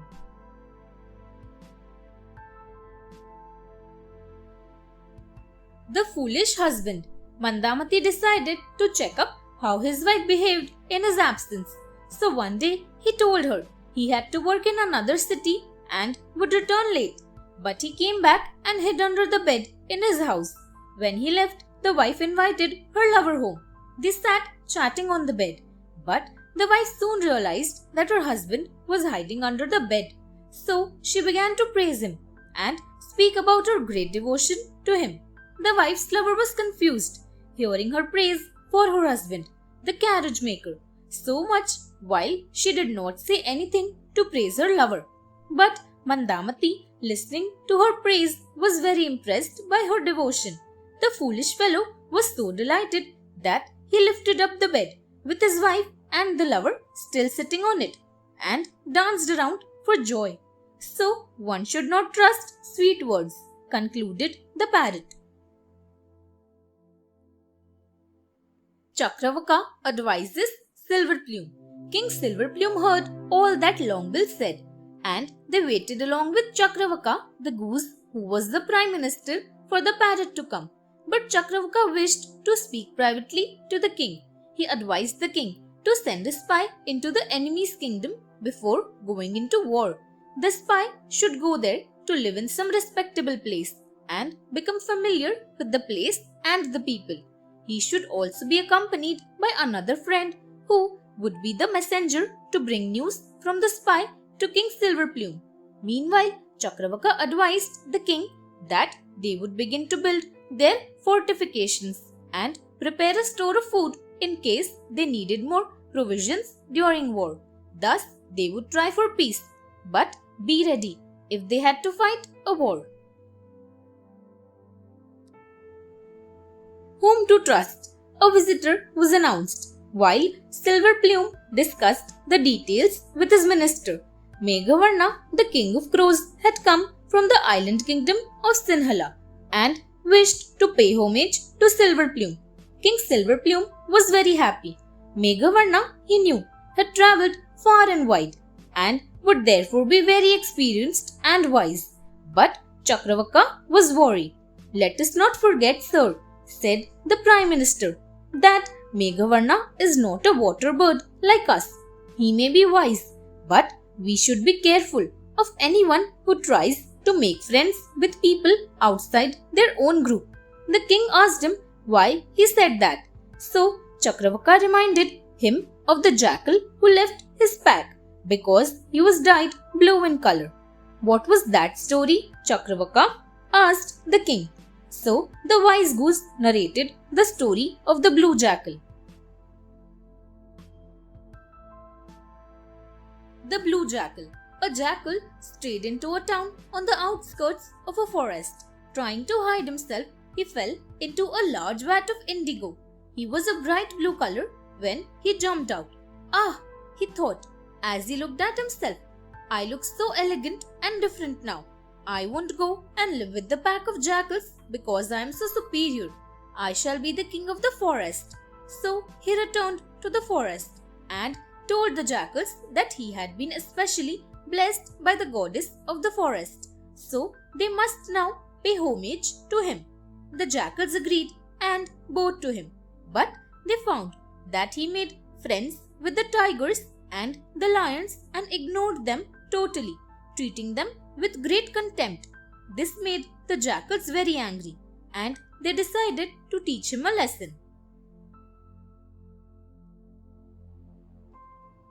The jackal's punishment. All the jackal consulted with one another about a suitable way to punish the blue jackal. A wise old jackal came up with a plan. "We know the nature of jackals, my friends," said the old jackal. "We know that even if he is blue in color, he is actually a jackal. This is not known to the lions and the tigers. so we have to expose him before his new friends and destroy him. The jackals asked him how they could do this, so he told them his plan. That night, all the jackals formed a pack and began howling. The blue jackal too was forced by his nature to start howling with the pack. The lions and the tigers saw him and realized that he was only a jackal. Angry at being deceived, a tiger killed him. So you see, sir, said Chakravaka, we must trust our own species always. Meeting the messenger, Silverplume understood that it was wiser to examine the outsider from a distance before deciding whether to make friends with him or not. The parrot has come first, sir, so let us call him in first and then invite King Meghavarna, advised Chakravaka. So the parrot was called and then Meghavarna was invited. The parrot was an arrogant messenger. He told King Silverplume to accept King Jewelplume's superiority or to leave his kingdom. Silverplume was furious at the parrot. Meghavarna jumped up to punish the arrogant messenger, but wise Chakravaka calmed him down. The parrot is only a messenger, sir, he said. We must hear him without reacting to his words, even if he is rude, because we would like to know all that he has to say before we decide what to do. So they sent off the parrot courteously. The enemy prepares. The parrot returned to Jambudvip and gave a glowing account of Karpuradvipa. It was worth conquering, decided King Jewelplume, and stated his minister Doordarshi the vulture. The king checked with the astrologer what would be a good time to go into battle. The army must be inspected and the strength of the enemy noted. It was decided that a small army commanded by efficient generals would be more effective than a huge army. A spy from Karpuradvipa heard all the details and flew back to his kingdom to inform King Silverplume about the preparations. He also told the king that there was a spy among their own people who was giving information to Jambudvip. That must be the crow, said the minister. But he was going to attack the parrot for rudeness, observed Silverplume. Haven't you heard of King Shudraka and his faithful servant? King Shudraka employs Veeravara. I heard this story from the flamingo's daughter, whom I loved long ago, said the king. Sometimes strangers turn out to be more loyal than dear ones. A warrior named Veeravara came to King Shudraka looking for work. He said he would have to be paid 500 gold coins every day. He would serve the king with his sword and his two strong arms. The courtiers advised the king to try out this man's service. So the king employed him. The king found that every day Veeravara would give half his wages to learned people, a quarter of it to the poor and the needy, and managed to live on a quarter of it himself. Then he would stand guard in the palace and not move till he was ordered. One night the king heard someone sobbing and sent Veeravara to check who it was. Veeravara's loyalty. Veeravara went into the dark streets to find out who was crying. The king was worried, so he too followed Veeravara. The warrior Veeravara saw a beautiful lady dressed in fabulous clothes and jewels, crying. Veeravara asked her who was she and why she was weeping. I am Shudraka's fortune, said the lady. I have lived a glorious life so far, but he will die in 3 days, and then all the good fortune I have will be gone. Is there anything that I could do to make King Shudraka's fortune stay with him? Asked Veeravara.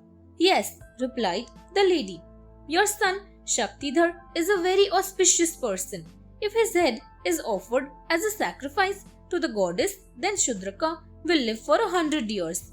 Veeravara promptly went to his house and told his wife and son all about the lady's words. His wife and son too agreed to serve their king with equal loyalty. A king's reward.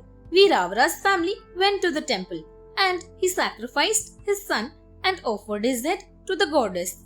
Miserable without his son, Veeravara killed himself also with his sword. His unhappy wife too did not wish to live without her husband and her son, so she too killed herself with the same sword.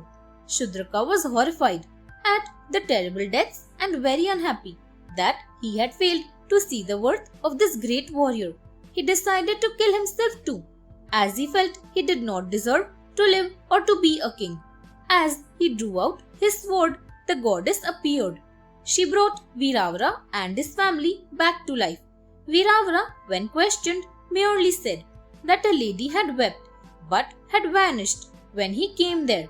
The king was so pleased that he told the court about Veeravara's deeds and made him the prince of Karnataka. The minister's wisdom. So you see, Chakravaka, said Silver Plume, not all strangers are evil.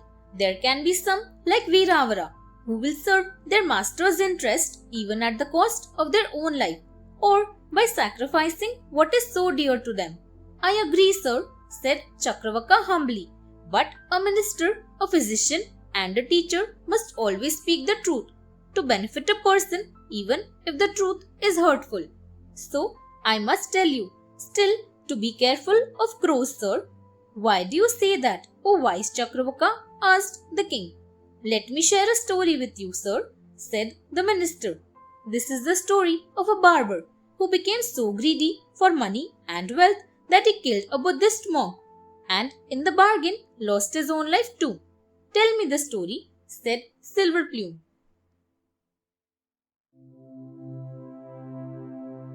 The Greedy Barber. Long ago in Ayodhya, there lived a warrior named Chudamani.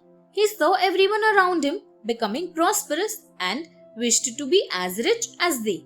So he began to worship Lord Shiva and practiced severe austerities.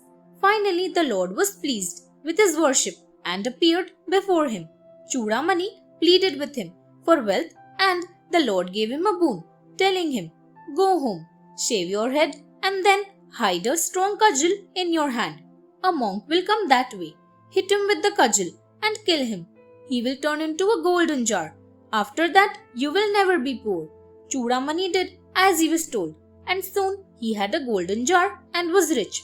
The barber who had shaved his head saw this and decided to imitate him to get wealthy. The barber's end. The barber went home and shaved his head. Then he hid himself behind the door of his house and waited for a monk to pass by.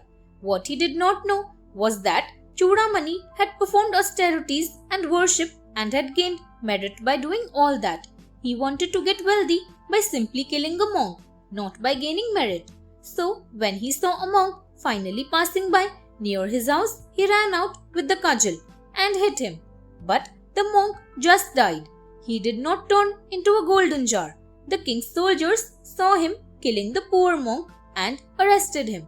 The greedy barber was hauled off to the court and punished for having killed an innocent monk. And that was the end of the barber. It is merit that should be recognized, sir, said Chakravaka, taking care to decide who our friends and enemies are. The war begins. The enemy troops of Jambudweep were reported to have camped in the Ghats, a little beyond the border of Karpuradweepa. So Chakravaka suggested that they should prepare to attack them before they had an opportunity to lay siege to the capital of Karpuradweepa.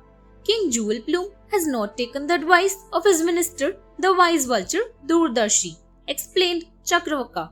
He has rushed into the battle. So we are better prepared. It is always better to attack when the enemy is tired or in disarray. So let us attack them now. The army of King Silver Plume was ready and they attacked the forces of Jambudweep. Many of their soldiers and generals were killed. King Jewel Plume was unhappy and he consulted the old vulture once more. What did we do wrong? He asked. A wise king does not neglect the advice of wise men, even if he himself is learned, said Durdarshi. War councils. Sir, the minister can only advise the one who is willing to listen, said the old vulture. I cannot guide you if you are going to do foolish things in spite of my advice. That is why I kept quiet. King Jewelbloom apologized to his minister, saying that he had depended only on the physical strength of his army and not understood the wisdom of Doordarshi's advice. Please tell me how I can save the rest of my army, requested the king. We must go back to the Vindhya mountains. No, said Doordarshi. We will first destroy our enemy by causing conflict and then go back. Get ready to blockade their fort. The spies of Karpuradvipa reported this to Chakravaka immediately. King Silverplume was worried. How will we handle this blockade? He asked his minister. Sir, identify those who are efficient in your army and give them rich gifts, advised Chakravaka. War preparations. Chakravaka was a wise minister and had a lot of advice for King Silverplume. He knew that great wisdom is required to fight a war. One should not simply charge against a powerful enemy. If a man fights with an elephant, he will be trampled to death, sir, said Chakravaka. So, we should be careful in the battle against a powerful enemy like King Jewelplume. He insisted that they must fortify themselves properly. One archer on the ramparts of a fort can fight hundreds of warriors, he said. The fort must have a deep trench, high ramparts, arms and water, and there should be mountains around. 7 things are essential for a fort. Sir, a large size, difficulty in reaching or entering it, enough water, food and fuel, and entrance and exit. The king listened to him carefully, for what he said was very valuable. Chakravaka's wisdom. Sir, said the wise minister, work should be given to the people who are experienced and skilled in doing that particular task. Someone who is good at the study of scriptures cannot build a fort. This was a piece of sound advice and was accepted by the king. Chakravaka also insisted that they should store sufficient grains and food in the fort. After all, he observed, we cannot eat jewels and riches. We can eat only food, and the army as well as the citizens within the fort would need enough to eat during the war. Therefore, a strong fort was ready to deal with the siege by the enemy forces by the time they attacked. It had sufficient food and armaments too for the defense. The soldiers and the citizens were ready for the battle and the hardships it would bring. Chakravaka tries to stop the crows. The crane who had gone to spy in the enemy camp had told King Silverplume and Chakravaka that the blockade was being prepared. The king did not understand why Chakravaka wanted him to spend so much money giving gifts at a time like this. Meanwhile, May Governor, the Crow King, came and offered to go out and survey the blockade. He would also show them his own courage. But Chakravaka did not trust the crows, so he prevented this. Politely he said, you are a king and therefore you should not go out to confront the enemy. Stay here while the soldiers deal with this. In the kingdom of Jambudweep, meanwhile, the wise old vulture Doordarshi was advising the king Jewelplume about the battle formations to be used during the war. He was trying to ensure that his brilliant but hot-headed king does not go into battle in an impulsive way. The betrayal. King Jewelplume finally realized that his minister was wise and he should have listened to his counsel earlier. But now, having reached Karpuradvipa with all the preparations of the war, there was no way they could turn back. If they turned away now, it would bring them great dishonor. He asked Doordarshi why he had stopped him earlier, but the wise old vulture said, there is no point in showing a mirror to a blind man, sir. At that time you were too blinded by your own ideas to hear what I was saying. So I kept quiet. There was a fierce battle at the gates of the fort, but the crows were treacherous They set fire to the houses inside the fort. They set up a cry that the fort had fallen. The army of the water birds withdrew to the lake. The end of the war. King Silverplume was extremely sad, since his kingdom had been betrayed by the crows whom he had befriended and treated with courtesy. He too went slowly to the lake with the rest of his forces. One of his generals, the Saras, was helping him. Silverplume asked the Saras to leave him and try to save himself instead. He named his son Chudamani as his successor, but the Saras was devoted to his king. He said he would die defending him and the fort rather than let his king face the enemy alone. When a cock attacked Silverplume, the Saras threw himself at the attacker. He saved Silverplume, pushing him into the lake, and died fighting. King Jewelplume, the victor, took over the fort. Vishnu Sharma completed the chapter on war, teaching the princes how to handle it with caution and wisdom. The opponents make peace. The princes had learnt about the war through the stories of the swans and the peacocks. Vishnu Sharma told them that even the greatest kings finally get tired of war. The swans had been defeated by the peacocks. King Jewelplume had plundered the fort and taken away a lot of wealth from Karpuradvipa to his own kingdom. But both the kingdoms did not want a long and destructive war. They wanted to make peace. So the prime ministers of both the kingdoms decided to consult each other and work out a peaceful settlement. Durdarshi, the vulture, and Chakravaka, the goose, got together to create a peace. How did that happen? Asked the princes. So Vishnu Sharma told them the story of the peace drawn up by the swans and the peacocks after the war was over. The king discusses the defeat. King Silverplume was talking to Chakravaka after the war. Who do you think set fire to our fort and the houses in it? He asked. I wonder if it was a spy from the enemy's camp or one of our own who betrayed us, leaving the fort to be destroyed and plundered. I suspect this was done by Meghavarna, the crow, whom you had befriended, sir, replied Chakravaka. There was no reason for him to come to you earlier. Now we can't see him or his people anywhere. The king sadly said, it was all destiny that caused it. But Chakravaka said firmly, no sir, we blame destiny when things go wrong. But actually, it is our own failure to do the right thing or to listen to good advice that causes our trouble.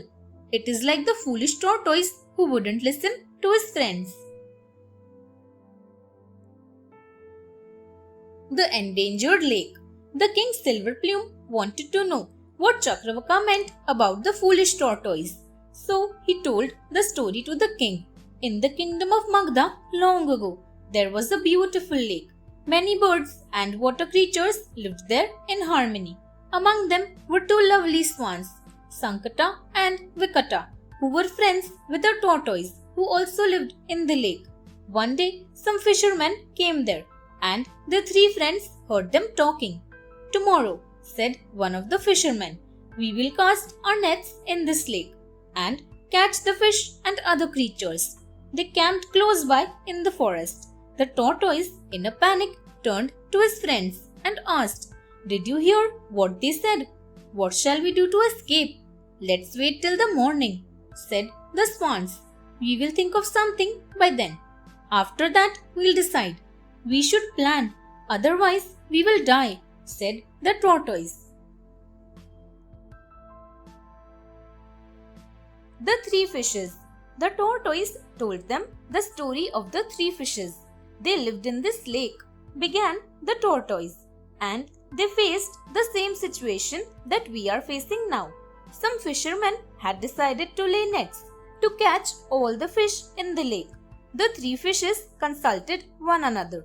The first fish decided that the best thing to do would be to go to another lake. So he said goodbye to his friends and went away. When the other two discussed it and the second fish decided There was no point doing anything now. When the trouble arose, he would take action, he said, like the woman who was able to fool her husband, the merchant, even when she tried to protect her lover in front of him. The third fish did not know that story, so he asked about it. Then the second fish told it to him.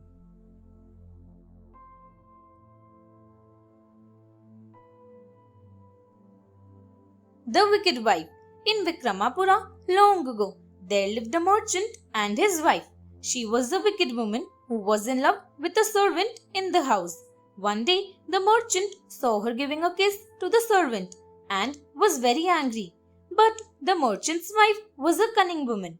When she saw that her husband had seen her with the servant, she began to shout, "Look at this fellow. He's a thief. He steals the camphor and eats it. I found out by smelling it on him." The servant also began wailing that he didn't wish to work in a house with such a terrible mistress. "I will leave this place now," he said. The husband was so simple that he believed her and spoke kindly to the servant, asking him to stay. Thus, the merchant's wife managed to fool her husband even though he had seen her being unfaithful. The fish and their fate. She wasn't a good woman, but the story shows that it is the presence of mind that saves us from disaster, said the second fish. The third fish was not very sensible and could not make up his mind what to do. He was a fellow who waited for something good to turn up or happen. He could not make fast decisions, so he just stayed in the lake with his friend and waited, hoping for the best. The second fish had spent the night working on a plan, and when morning came, he was ready with it. But the third fish had simply gone to sleep, hoping for the best when the time came.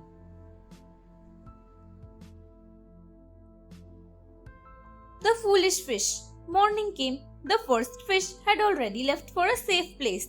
The second fish had thought out a plan. The third one hoped everything would work out fine in the end. The fishermen waited till it was light and came as they had said earlier, carrying their nets. They cast their nets over the waters and began swooping in the fish. They caught a lot of fish, and among them were the two friends as well. The second fish stayed in the net quietly and acted as if it had been dead.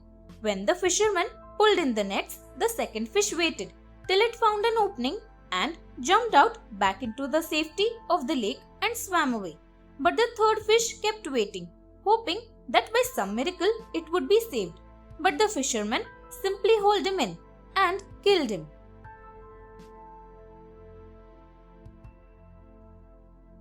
An escape plan.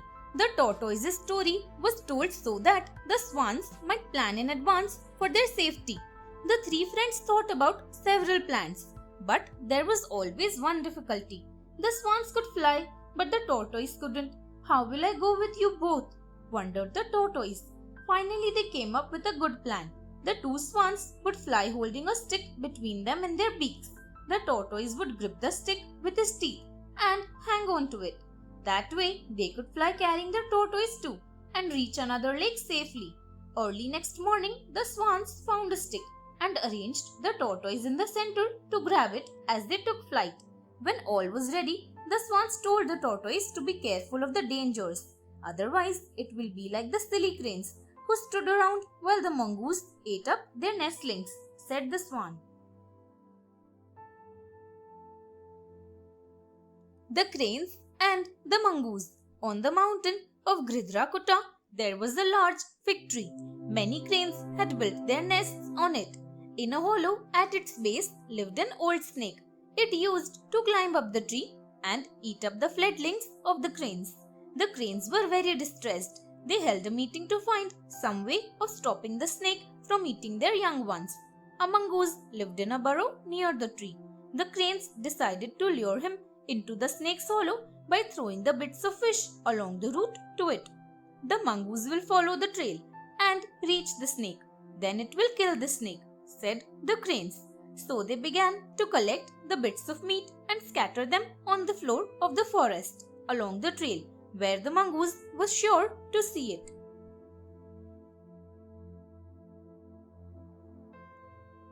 The plan goes wrong. The mongoose came out of its burrow the next day and saw the meat lying on the ground. He was tempted, but he was a cautious fellow. He wondered if this was some kind of trap set by a hunter perhaps.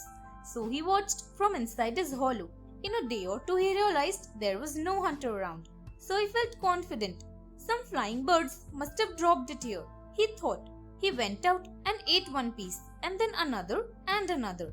Following the trail, he reached the hollow in which the snake lived. They are natural enemies. The mongoose attacked the snake and soon killed it. The cranes were very happy, but they had not realized the danger from the mongoose. It heard the nestlings chirping in the tree, so it climbed up the tree and ate them up.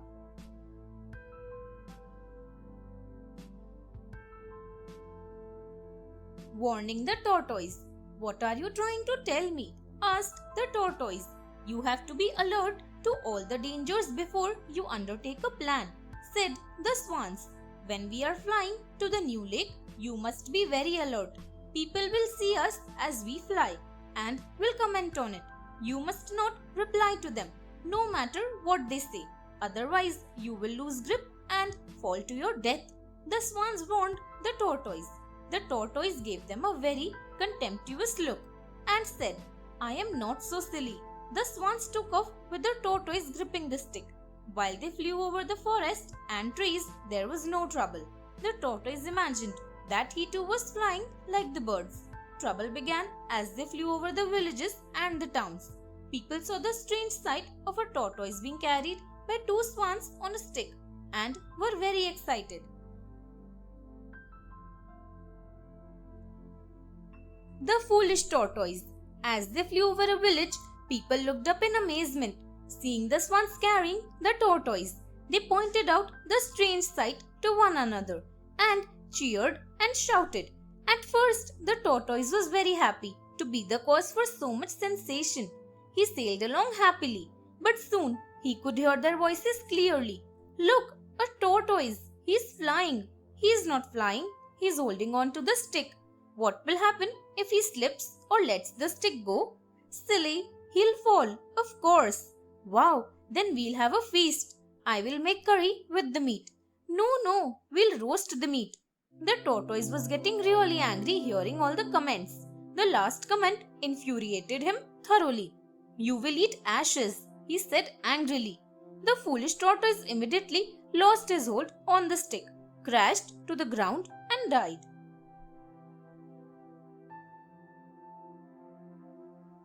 News of the enemy. That is why I said that one must listen to good advice from friends, said Chakravaka to King Silverplume. The king sighed because it was too late to repair the damage caused by his defeat. Just then, the spy they had sent returned to tell them that it had indeed been Meghavarna the crow who had betrayed them and burnt the fort. He added that the king of Jambudweep was very pleased with Meghavarna and wanted to make him king of Karpuradweepa. But his minister Durdarshi, the old vulture, stopped him, saying that this was not right. "Sir, the good and meritorious must be rewarded generously, but a person who has performed a low and mean trick, even if it is favorable to you, should never be given a high post or rewarded," advised Jewel Plume's minister.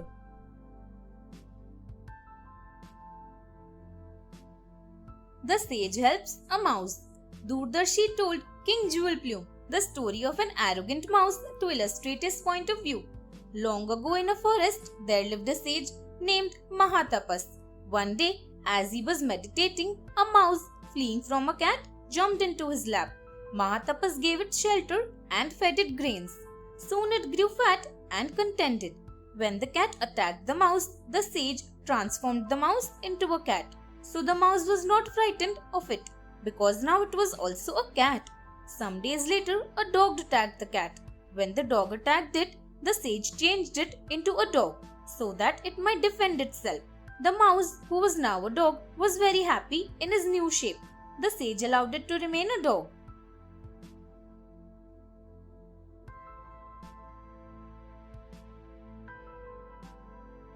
The ungrateful mouse. One day it so happened that a tiger came sniffing around the sage's hut. It saw the dog and chased it. The dog was frightened out of its wits, seeing the huge tiger rushing after it, snarling. The sage once more, taking pity on the poor animal, transformed the dog into a tiger. The mouse was very proud to be a tiger. He roamed around, feeling powerful and strong. But in the sage's mind, it was always a mouse. So he treated it with the same kindness. People commented that the sage treated the tiger like a mouse always. This upset the tiger very much. As long as the sage is alive, I will be considered a mouse and not a tiger, he thought. So he attacked the sage, who promptly turned him back into a mouse. Advice about rewarding the unworthy. So you see, sir, said the vulture, an unworthy person should not be given undue reward. It is not easy to hold a kingdom like Karpura Dvipa, sir, advised the vulture. You must find a good solution. If you give the charge to someone like Meghavarna, the Crow King, he will deceive you like he deceived King Jewel Plume earlier. He called the king's attention to the old story in which the crane deceived the fish. What is that story, Doordarshi? Asked the king.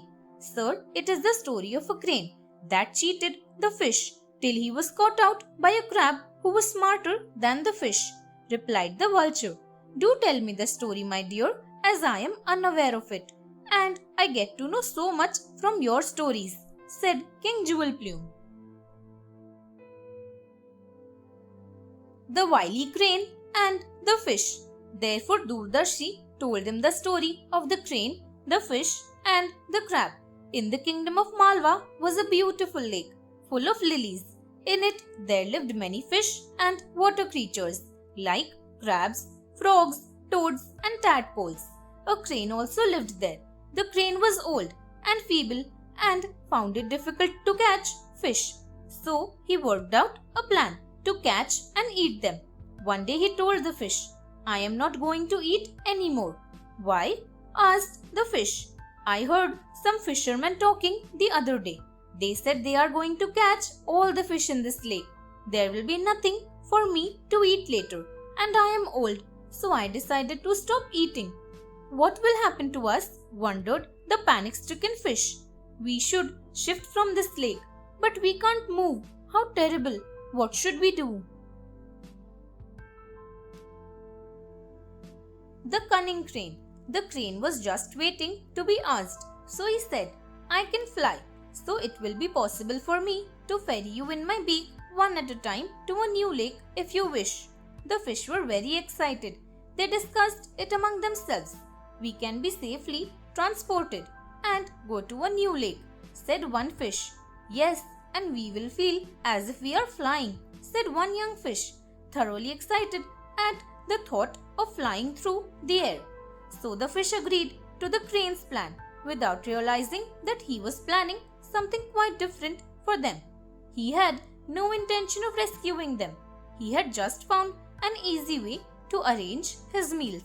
Every day, the crane would take one fish in his beak and fly away, saying he was taking it to the new lake.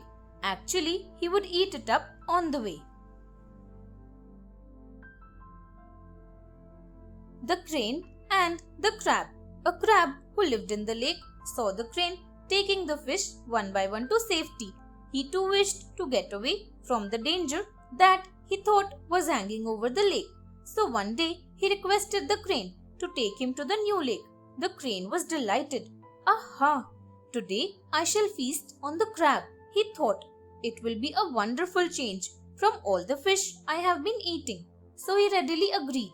The next day he took off with the crab in his beak. As they came near the place where the crane ate the fish, the crab saw all the fish's bones lying around. He realized suddenly what the crane was up to. The crab immediately gripped the crane's neck with its claws, killing it. Wise advice. So you see, sir, even if we are to make Meghavarna a viceroy, we should not expect that he will send us the taxes we demand. After all, he did deceive King Jewel Plume, posing as his friend, said Doordarshi. it is no use dreaming of what will happen in the future, as we will be as disappointed as the Brahmin who broke the pot." "What do you mean?" asked King Jewel Plume. "Sir, it is not advisable to think of a future happening when we are not sure of it. Instead, we should make our present situation strong," advised the old vulture. "What was it you said about the Brahmin breaking a pot?" asked the king. "What does that have to do with Meghavarna?" "Oh, that! It's a story, sir," said Doordarshi. "That is an example of what I suggested." The Brahmin's pot. Devasharma was a Brahmin who lived in a town called Devakota. It was the custom among prosperous families to invite Brahmins on festive days for a feast and then give them gifts, sometimes grain, sometimes a goat or a cow. Once Devasharma was invited during the festival of Mahasakranti for a feast. After the festivities and the feast were over, he was presented a pot full of barley. Devasharma came back happily carrying the pot. The journey to his village was long. In the heat, carrying the heavy pot of barley, it was very tedious. He put the pot in his hut carefully. He was so tired with the long walk carrying the pot in the heat that he stretched out on a mat near the pot and fell asleep, and he began dreaming. Big dreams. He dreamt that he was selling the pot of barley in the market and got 10 cowries for it. Then he was buying more earthenware and selling them. He was getting richer with each new dream. The dreams got bigger and bigger. When the Brahmin had dreamt that he had sold the pots, then he collected new goods with the money he had earned. He would buy and sell the new goods and earn even more. Then he had become so rich that he was able to buy silk and dresses and then got richer day by day. He had a fabulous house and married 4 women. He would do nothing at all and have lots of servants and his 4 wives to look after him. Broken dreams. I will love the youngest and most beautiful one more than my other wives, he dreamt.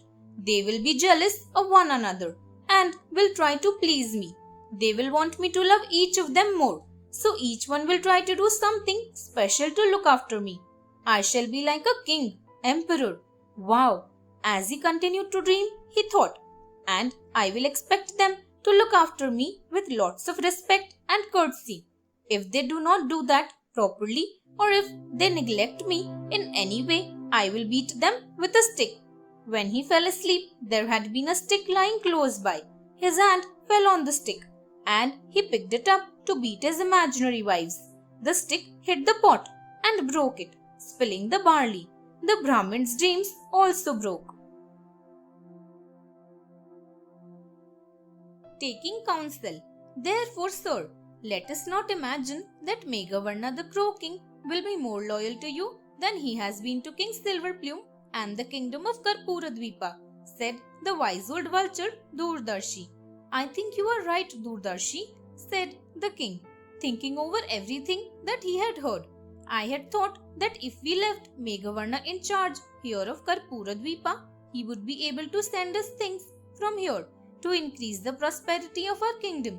But that does not seem likely. He thought for a while and then asked the old vulture what would be the best thing to do at this stage. Sir, the monsoon will soon be here, and with the heavy rains, we shall be unable to fly south to our own kingdom, said Doordarshi. That is true, replied King Jewel Plume. We have to get back too. Thanks for watching. Do like, share, subscribe to Sahil Book House.